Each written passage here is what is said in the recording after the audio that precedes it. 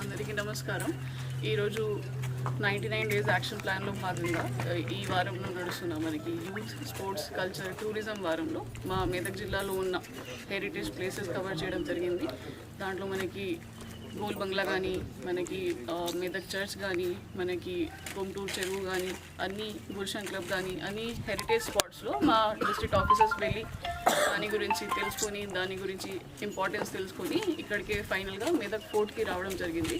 Medak fort అనేది మా మెదక్ జిల్లాలో మోస్ట్ ప్రామినెంట్ ప్లేస్. ఇక్కడ నుంచి మనకి మొత్తం స్ట్రాటజిక్ ప్లేస్గా ఉండే అప్పుడే కాలంలో. సో ఇక్కడ నుంచి మొత్తం టౌన్కి కానీ, మొత్తం జిల్లాకి కానీ ఒక విజిబిలిటీ ఉంటుంది.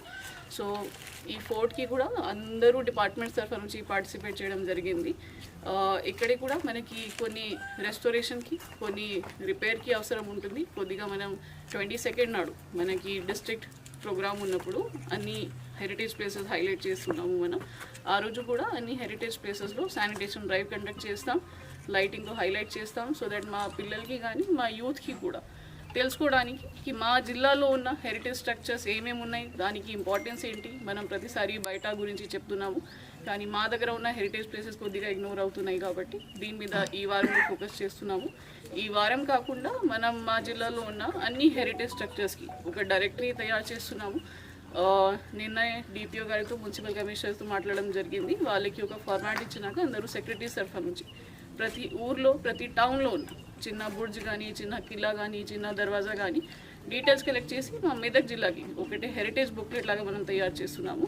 సో దాట్ ఎవరైనా బయట నుంచి వచ్చినా కూడా మా పిల్లలే కానీ వాళ్ళకి తెలుసుకోవడానికి మా ధరోహర్ గురించి, మా హెరిటేజ్ గురించి ఒక డైరెక్టరీ తయారు చేస్తున్నాము. దీంతోపాటు ఎక్కడైనా అవసరమైతే మనకి రీహాబిలిటేషన్ కోసం, అక్కడే ప్రిజర్వేషన్ కోసం సిఎస్ఆర్ ఫండ్స్లో కానీ, స్టేట్ లెవెల్ నుంచి గ్రాంట్స్కి కానీ కూడా మనం అప్లై చేస్తాం. సో దాట్ ఇది కూడా ప్రిజర్వ్ చేయడానికి, ఇంకా నెక్స్ట్ జనరేషన్స్కి కూడా మనకి ప్రిజర్వ్ అయ్యేట్టుగా చూసుకుంటాం. Thank you.